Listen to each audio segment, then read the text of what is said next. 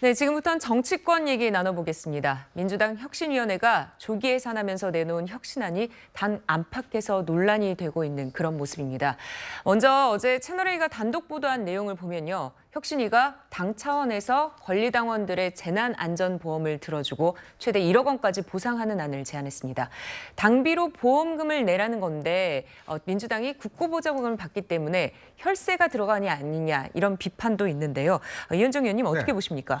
참 혁신위가 하라는 혁신은 하지 않고 참 이런 부분만 한다는 게 참 기가 막힙니다. 혁신위가 왜 혁신을 하겠습니까? 혁신이란 게 정말 이 살을 에이고 뼈를 깎는 것이 혁신이지 않습니까? 혁신위가 근본적으로 뜬 이유가 그동안 민주당에서 이 김남국 코인 투자라든지 돈 봉투 문제라든지 그런 여러 가지 국민적 신뢰를 잃어버리는 사건들이 터짐으로 인해서 그걸 근본적으로 개선하자고 지금 혁신이 띄운 거 아니겠어요?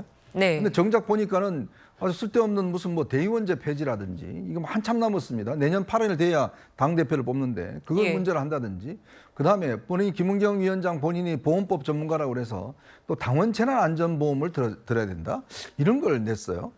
그런데요, 이거 지금 따져보면 굉장히 이거는 문제가 많습니다. 이게 물론 예. 당원들이 당비로 내긴 하지만 정당의 운영이 우리나라 같은 경우는요, 대부분 국고지원금이 많습니다. 네. 1년에 한 3, 400 정도 국고지원금이 받아요. 그렇다면 지금 이번에 혁신위 운영도 보면 제가 알기로 한 3억 정도 들었다고 그러는데 다 국고지원금에서 움직이는 겁니다. 근데 이게 지금 이렇게 되면 뭐 우리나라 당원들이 100만 명이라고 그러는데 굉장히 많은 당원들입니다. 다른 선진국에 비해서. 예. 왜 그러냐 하면 당비를 한 달에 1,000원밖에 내지 않습니다. 그래서 한 3개월, 6개월 내면 권리당원 자격을 주거든요. 네. 그렇기 때문에 이게 문제인데 거기다가 또 재난안전 이 보험까지 들어주자라고 하는 것은 이거는 기부행위에 해당될 수가 있어요. 법적으로 문제가 있는 것이고 그리고 또 이런 것을 하라고 혁신이 한 거 아닙니다. 이거는 뭐 저기 어떤 그 당에 무슨 기구에서 하면 되는 거지 저렇게 많은 분들이 모여서 고작 하는 게 재난보험 하는 거예요? 저는 정말 혁신위가 처음에 방향도 그렇지만 결국 마무리도 이렇게 왜 하는지 오히려 국민적 비난만 사는 것 같습니다. 네. 아까 잠깐 말씀하신 것처럼 당원들의 보험료를 당이 내주는 행위가 기부 행위에 해당할 수 있다 이런 얘기가 나오는데요. 김광상 변호사님, 그렇다면 선거법 위반 여부에 해당이 될까요? 이게 명확하게 선거법 위반을 이렇게 보기는 좀 쉽지 않아요. 그렇지만 어느 정도의 경계선상이 있다고 봅니다. 일단 네. 선거구 안에 또는 선거구 밖에 하더라도 선거에 영향을 미칠 수 있는 그러한 기부 행위. 그러니까 뭐 금전이랄지 이제 재산상 이익을 제공하면 공직선거법상 기부행위에 해당이 되는 거거든요. 그러면 네. 이제 정치인이 전제가 되는데 결국 민주당은 뭐 정치 정당 아닙니까? 그래서 그걸 전제로 한다면 이제 그럴 가능성도 있다고 보고 이제 이현주 의원께서 말씀하셨습니다만은 이건 저는 이제 전형적인 포퓰리즘이라고 봐요. 어느 나라가 정당이 자기가 네. 당원에게 보험을 드리는 나라가 어디 있겠습니까 이게? 좀 가면 뭐 아니면 보조금 가지고 돈 나눠주자 그런 얘기도 나올 것 같아요. 그리고 혁신위에 하는 역할이 뭐예요? 민주당을 혁신하자는 거 아니에요? 여러 가지 뭐 문제가 있는 부분, 특히 뭐 코인 얘기도 나왔고 돈봉투도 나오고 민주주의 후퇴랄지 또 강성 팬덤 이런 거에 대한 혁신에 대해서는 한마디도 얘기하지 않잖아요. 근데 생뚱맞게 갑자기 혁신위원회에서 보험 들어주자 한 달에 2천만 원밖에 들어가지 않는다. 그 2천만 원의 출처가 어디겠어요? 결과적으로는 국가보조금이랄지 그런 데서 내주는 거기 때문에 결국 국민 세금이거든요. 예. 근데 만약에 민주당이 또 이렇게 하면 아마 다른 당에서도 당원을 또 해달라고 할 거예요. 이게 도미노로 이렇게 갈 수밖에 없죠. 그래서 물론 이제 이재명 대표 어떤 기본소득이랄지 이런 거에 있어서 포퓰리즘 비판을 많이 받았음에도 불구하고 마지막으로 전환 카드를 꺼내내는 것 자체는 권리당원이 강성 팬덤이잖아요. 그 강성 팬덤이 혁신위원회를 옹호했거든요. 거기에 대한 뭐 보답을 하고자 하는 건지 어쩐지는 잘 모르겠어요. 네. 혹시 최진봉 교수님은 여기에 대해서 어떻게 생각하십니까? 일단 이 문제는 그 혁신안을 낸 거니까 당에서 아마 논의를 해야 될 거예요. 이게 뭐 혁신안을 냈다고 이렇게 바로 되는 건 아니고요. 김은경 혁신위에서 혁신안을 낸 거니까 당에서 이제 논의를 하고 최고위에서 논의를 해서 결정할 겁니다. 그러니까 지금 상황에서 이게 바로 시행된다 이렇게 볼 수는 없을 것 같고요. 뭐 김은경 위원장을 제가 그냥 그 사람의 생각을 제가 추측해서 말씀을 드려보면 당원에게 이제 복리나 복지 뭐 이런 걸 얘기한 것 같아요. 근데 이런 부분들이 이제 당내에 과연 전체 중지를 모을 수 있을지는 모르겠습니다, 개인적으로. 그래서 이게 실행될 가능성이 높냐 그렇게 저는 개인적으로는 보지 않는데 어쨌든 이제 혁신안을 내는 여러 종류 중에 하나로 아마 포함시킬 것 같은데 현실화되려면 넘어야 될 벽이 좀 있어서 실현 가능성이 제가 보기에는 그렇게 높지 않을 거다 이렇게 생각합니다. 네, 그리고 3차 혁신안의 주요 내용을 보면요. 당대표 선출할 때 대의원 투표를 배제한다. 그리고 공천시 현역 의원들의 페널티를 강화한다. 이런 부분이 있었습니다. 당장 어제 최고위에선 대의원 투표 배제를 놓고 공개적으로 충돌하는 모습까지 보였습니다. 국민이 선출해야 할 총선에 영향을 미치는 것도 아니고 국민의 민생과 관련된 시급성을 다투는 것도 아닌 일로 오로지 민주당 대표와 지도부를 선출하기 위해 이런 무리수를 두어야 하는 이유를 찾기 어렵습니다. 혁신위는 민주당의 시스템 공천을 완전히 무시해버리는 발표를 한 셈이 돼버리고 말았습니다. 모든 사람을 만족시키는 혁신은 존재할 수 없습니다. 내 마음에 들지 않는다고 혁신을 거부하는 것은 자기 스스로를 낡은 존재로 만드는 길이라는 것을 우리 함께 자각했으면 좋겠습니다. 혁신은 어떻게 보셨습니까? 일단 혁신안은 혁신위의 제안이기 때문에 당내 논의를 거쳐서 합당한 결과를 만들어내도록 할 것입니다. 당내 반발도 큰데 얼마나 수정될까요? 네, 사실상 대의원제를 무력화하는 안이 나온 건데요. 박상규 의원님, 이거 가지고 또 당내에서 갈등이 잇따르고 있다면서요. 저는 저걸 보면서 드디어 올 게 왔다. 네. 판도라의 상자가 열렸고 내년 총선을 앞둔 친명과 비명의 전쟁이 시작됐다. 분당의 신호탄이 쏘아진 것이다. 저는 그렇게 개인적으로 평가합니다. 분당까지. 네. 왜 그러냐면 혁신이라는 게요. 예. 그 혁신 하잖아요. 가죽을 바꾼다는 거예요. 사람이나 짐승의 가죽을 바꾸려면 뜯어내야 하잖아요. 예. 피가 나고 고통이 따를 텐데 과연 누가 더 피를 흘리고 고통을 받을 것이냐에 지금 싸움에 돌입한 거예요. 간단히 얘기하면 김대중 전 대통령의 민주당 시절에 40%의 대의원 투표권을 인정했잖아요. 네. 이걸 괜히 만든 게 아니에요. 민주당이 무슨 민주주의를 몰라서 그렇게 한 게 아닙니다. 이걸 하지 않으면 영남이라든가 소수 지역의 그 대의원들에 의해서 균형이 안 맞는 거예요. 한마디로 호남당, 개딸당으로 전락을 할 수 있다는 거예요, 민주당이. 그렇기 때문에 최소한의 안전장치로서의 40%를 만들고 그것을 면면히 이어온 건데 전부 1인 1투표제로 하자는 거 아니에요. 네. 그렇게 되면 지금 8월, 9월 아까 김광삼 변호사님 말씀하셨습니다만 이재명 대표의 사법 리스크 현실화를 얘기하잖아요. 자, 그러면 비대위로 갈 건데 그러면 비대위로 간다, 안 간다를 떠나서 이재명 대표의 다음이 중요해지는 그런 국면도 예상해 볼 수 있잖아요. 그랬을 때 1인 1투표로 전부 가버렸을 경우에는 개딸과 호남 대의원들의 목소리로만 이 당이 갈 수밖에 없는 그런 상황이 지금 돼 있잖아요. 외국 예를 하나 들겠습니다. 피지가요. 80%가 피지 원주민들이고 20% 미만이 인도계 지도층이에요. 여기는 차등 투표권을 인정합니다. 왜? 1인 1표를 주면 그 나라가 유지가 안 된다는 판단을 한 거예요. 자, 제가 왜 그런 얘기까지 하냐면 민주당이 대의원제를 그토록 수십 년간 유지해온 이유가 있는데 이걸 한꺼번에 지금 물러나면서 김은경 혁신위원장과 그 그룹들이 불씨를 던진 거잖아요. 벌집을. 난리가 지금 났지 않습니까? 물론 이재명 대표 말을 아끼고 있어요.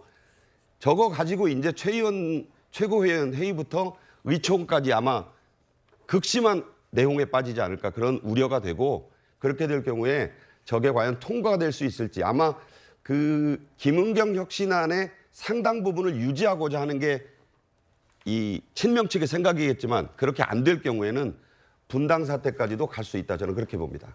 네, 최진봉 교수님, 친명과 비명의 대립이 좀 거센 것 같은데 박상규 의원 말씀처럼 분당까지 갈까요? 아니요. 안 가고요. 네. 그런 우려는 왜냐하면 비명계라고 하는 분들이 숫자가 그렇게 많지는 않아요 현재. 근데 그분들이 당을 나가서 과연 총선에서 본인들이 활동하고 이럴 때 도움을 받을 수 있을까요? 저는 그런 생각은 아니고요. 당내에서 여러 이제 반발들이 나오는 것은 기본적으로 이제 당내에서 본인들의 공천과 관련된 여러 가지 그 주도권 싸움이라고 저는 생각해요. 그러니까 네. 본인들이 공천을 탈락했을 때. 이제 거기에 대해서 대비하기 위한 여러 가지 이제 생각들이라고 저는 보는데 그렇다고 해서 탈당을 한다고 해서 본인들한테 유리한 환경이 저는 조성될 거라고 보지 않습니다. 본인도 잘 알고 있을 거고요. 네. 탈당이나 분당이 될 가능성은 낮고 내부에서 이제 여러 가지 좀 논란이 있겠죠. 아무래도 이제 공천 혁신하고 그러면 다 그런 게 나오는 거니까. 근데 대의원제는 저는 폐지하는 게 맞다고 생각해요. 왜냐하면 이번에 동봉투 사건도 그래요. 동봉투 네. 사건에서 그렇게 의원들 찾아다니면서 물론 사실관계는 따져봐야 되고 아직 재판이 끝나지 않아 시작도 안 됐으니까요. 검찰 수사 단계니까 뭐 본인들은 받지도 않았다고 주장하니까 뭐 그걸 인정하더라도 만약에 전달됐다고 하면 왜 대표 출마하는 사람들이 의원들 찾아내면서 그렇게 전달했겠습니까? 투표는 당원들이 하는데 대의원들을 다 지역위원장, 당협위원장들이 주로 본인들의 주도권 아래서 대의원들을 다 이렇게 선출하거나 아니면 추천해서 만들어내요. 그분들이 다른 당원들보다 60배, 70배 정도의 더 많은 표의 등가성을 갖고 있는데 그분들만 잘 포섭하면 사실은 당대표로 선출되는데 별 무리가 없기 때문에 그러는 겁니다. 그러면 이번에 지금 혁신의 문제가 되고 있는 돈봉투 사건 문제도 어찌 보면 대의원 문제와 직접적인 연관이 돼 있다고 저는 생각해요. 그리고 지금 민주당 당원이요 240만 정도 돼요. 이렇게 많은 사람들이 전국에서 지금 다 가입을 하고 있는데 예전에 뭐 TK나 PK 지역에서 인원이 적어서 그런 부분은 이해를 하지만 지금의 상황은 그때 상황과는 다르다. 그리고 간접 투표를 할 이유도 지금은 없다고 봐요. 다 안심번호 가지고 휴대전화로 모바일로 다 투표가 가능한 시대이기 때문에 특별히 대의원들에게 그렇게 많은 어떤 표에 뭐 1대 10도 아니고 60, 70이 더 많아요. 한 명, 권리당원 한 명보다. 이건 정말 비합리적이고 국민의힘도 그래서 사실 대의원들한테 특별히 더 어드밴티지를 줘서 이 대표 뽑는데 그런 걸 하지 않습니다. 그런데 민주당은 아직도 그런 후진적인 제도를 갖고 있는 것은 저는 개혁해야 된다고 생각해요. 이게 뭐 당장 누구의 이해관계가 아니라 국회의원 모두가 사실은 일정 부분 이걸 시행하게 되면 다 개인적으로 손해를 본다고 볼 수 있거든요. 그런 차원에서 본다고 하면 물론 친명계는 말은 안 하지만 비명계가 이런 부분들을 가지고 문제를 삼는 것이 저는 좀 이해가 안 되고요. 공천 과정에 있을 여러 잡음들에 대해서 대비하는 그런 어떤 충돌이 아닌가 하는 개인적인 판단입니다. 네. 자, 특히 비명계에서 반발하고 있는 게 공천 현역 페널티인 것 같습니다. 이원욱 의원은 비명계 공천 학살하려는 게 아니냐 뭐 이런 얘기까지 꺼냈다고 하는데 이현정 의원님 어떻게 보십니까? 글쎄 뭐 아까 대의원제 폐지가 뭐 돈봉투 사건 때문이라고 그러는데 네. 뭐 돈봉투 사건을 지금 정치 검찰의 탄압이라고 민주당 이야기하고 있지 않나요? 근데 또 하필 이 부분에 관련해서 또 이 돈봉투 사건을 인정하는지 모르겠습니다. 그러니까 이게 상황에 따라서 참 본인들의 이유가 다 바뀐다는 이야기죠. 결국은 지금의 상황이 정말 중립적이고 공정한 지금 대의원제 폐지나 그다음에 이 페널티 주는 겁니까? 그러니까 다 의도가 있기에 진행되기 때문에 지금 문제가 삼는 거 아니겠어요? 네. 왜냐하면 지금 민주당에서 보십시오. 그동안 민주당의 어떤 이 국민적 신뢰도를 떨어뜨리는 사람들이 주로 누구죠? 대부분 초선들입니다. 초선들 뭐 아시겠지만 탈당했지만 김남국 의원, 그다음에 여러 가지 말 논란으로 물일으킨 이 장경태 최고위원 등등 이런 사람들이 보면 결국 당의 위신을 많이 떨어뜨린 거 아니겠습니까? 자, 그런데 이제 공천은 그다음에 이제 다선들에 대해서 지금 뭐 페널티를 주자라고 이제 하는 거잖아요. 왜냐? 다선들의 비명계가 많기 때문에 그러는 겁니다. 그러니까 이게 지금 공천이 이미 얼마 남지 않은 상황이에요. 그래서 민주당은 항상 이야기합니다. 아, 우리는 시스템 공천합니다. 다 돼 있어요, 지금. 돼 있는데 왜 갑자기 또 바꿔요? 시스템 공천이라고 그러면서. 근데 지금 바꾸면 이게 1년도 안 남았는데 그럼 1년 사이에 열심히 그러면 이제 중진들은 뭐 점수를 따야 된다는 겁니까? 기준이라는 게 그렇습니다. 본인들은 이미 이해찬 당시 대표 시절에 시스템 공천했다고 그냥 누누이 자랑했잖아요. 근데 이제 와서 다 이제 퍼센티지 바꾸고 또 바꿔요. 1년도 안 남았는데 그 이유는 뭐겠습니까? 결국은 비명계 중진들을 탈락시키기 위한 거 아니겠어요? 그러니까 의심을 받는 거예요. 뭔가 이 오얏나무에다 각근을 매지 마라는 이야기와 마찬가지로 지금의 혁신위원회가 자꾸 왜 공천 룰을 가지고 다시 건드리고 내년 8월 달에나 있을 지금 이 당대표 룰을 갖다가 바꾸고 그런 것 자체가 보면 결국 이재명 대표가 조기에 낙마할 경우에 12월 안에 당대표 선거를 할 경우에 자신들의 유리한 뭐 오죽했으면 정청래의 혁신안이라는 이야기가 나오겠습니까? 그러니까 다 그런 의도가 있기 때문에 지적을 하는 겁니다. 이게 일단 이현정 의원이 아까 얘기했던 말에 오해가 불러일으킬 수 있으니까 제가 마치 인정한 걸로 얘기를 하는 인정한 거 아니고요. 제가 전제를 들었잖아요. 뭐 돈봉투 사건이 사실인지 아닌지 제가 모르겠어요. 검찰 조사에서 결과가 나오겠죠. 네. 거기에 대해서 전제로 말씀을 드린 거고 대의원제는 아까도 말씀드렸지만 그런 문제를 발생시키는 요인으로 작용하는 건 분명하고요. 공천 문제는 이렇게 생각해요. 저는 이제 왜 어떻게 생각하냐면 국민들이 과연 그러면 국회의원들이나 현역 국회의원들의 의정 활동에 대해서 어떤 평가를 하고 있을까요? 그러니까 현역 의원들을 저는 많은 부분 교체하는 게 맞다고 봐요. 국민들이 현재 뭐 민주당이든 국민의힘이든 현역 의원들에 대해서 평가가 좀 박하잖아요. 그런 부분들을 바꿀 수 있는 방법은 현역 프리미엄을 줄여야 된다고 저는 보거든요. 총선에서는 사실 현역들이 여러 가지 유리한 입장에서 총선을 치르게 됩니다. 신입으로 들어오는 사람들보다는. 근데 그런 분들이 많이 들어오게 하려면 어쨌든 현역의 활동을 제대로 잘했는지 안 했는지 하는 부분들을 평가해서 그 부분을 일정 부분 좀 감점을 주는 것은 국민들도 동의할 거라고 생각해요. 이런 혁신안이 단순히 민주당 내에서의 문제뿐만 아니라 국민들이 볼 때 이런 혁신안에 대해서 찬성할 거냐 반대할 거냐 이걸 본다고 하면 저는 찬성이 더 많을 거라고 생각합니다. 물론 일각에서 지금 이현정 의원 얘기했듯이 뭐 정청래 의원이 이런 얘기들이 나오고 있긴 하지만 그런 걸 다 떠나서 총선 과정에서 그러니까 새로운 그 인물들이 국회에 들어와서 활동할 수 있는 길을 열어주는 점에서는 저는 이렇게 개혁적인 총선의 어떤 룰들을 만드는 건 필요하다고 생각합니다. 결국은요, 네. 제가 보기엔 이래요. 이 두 분 얘기를 들어보면 예. 40% 감점은 너무 크거든요. 그러나 혁신위원회를 통해서 민주당이 현역 의원들의 페널티를 좀 강화하겠다는 의도는 분명히 담겨 있잖아요. 예. 점수의 문제가 될 거예요. 몇 점을 깎느냐. 근데 나중에 보면 그게 40점을 깎느냐 30점을 깎느냐 10점 엄청난 차이거든요. 결국은 줄다리기가 벌어질 거다. 그래서 그 어디쯤에서 타협이 이루어질 텐데 이제 그 부분을 놓고 치열한 이해 득실이 오가지 않겠느냐. 그러니까 저 혁신안이 굉장히 험난할 거예요.